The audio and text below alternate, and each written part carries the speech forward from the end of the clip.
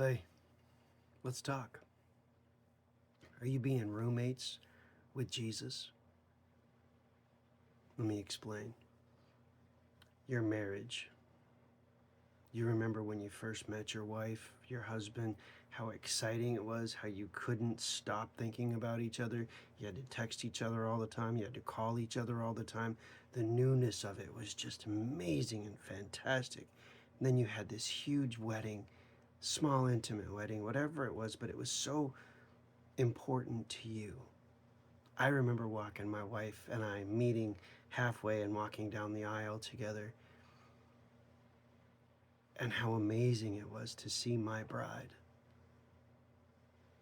Now, you see, over the years, we watch as we start to have children and we start to function, and we don't do date nights as often as we should, and we basically become ships passing in the night between jobs and taking kids to football and doing all of those things.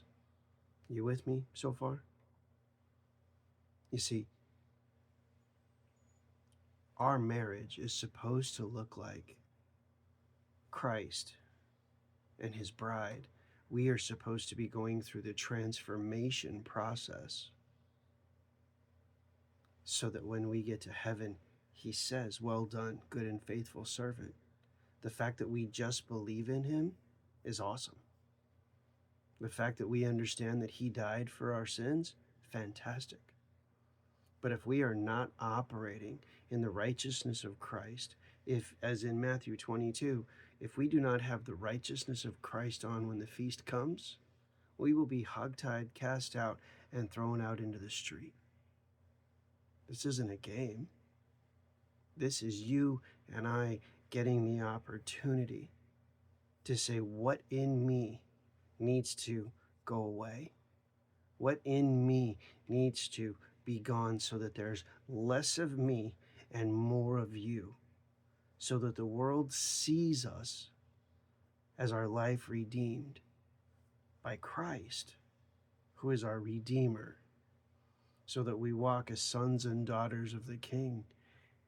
In Revelations 19:7, it talks about the wedding of the Lamb. Are you prepared for the wedding feast? Or are you living simply as roommates with God, hoping that he'll judge everybody else before he gets to you and just be like, it's okay, come on in? Because that's not going to happen. We're not supposed to judge everybody else. We're supposed to shine our light so brightly for Christ that we don't have time to point out anybody else's flaws, but our light automatically shines in their darkness and allows them to see who they're supposed to be for our King, so that they can choose correctly.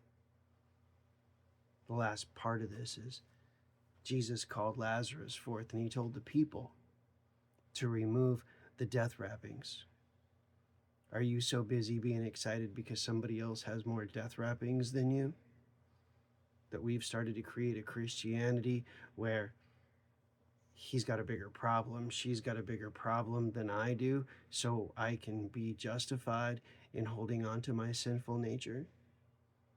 Or are you actively transforming your life through spending time in his word, through spending time in prayer, and spending time in worship? Are you operating out of the overflow of Christ, or are you barely dribbling out like that water fountain back in school? You're supposed to be the example of what a marriage looks like. Are you dating your spouse? Are you doing the things that you've been called to do? Or are you just comfortable, numb, and expecting that your hour of time in church is enough? Because it's not. That's not real intimacy. He wants intimacy with you. He's calling you. Are you ready? Will you come to the call? Let me know.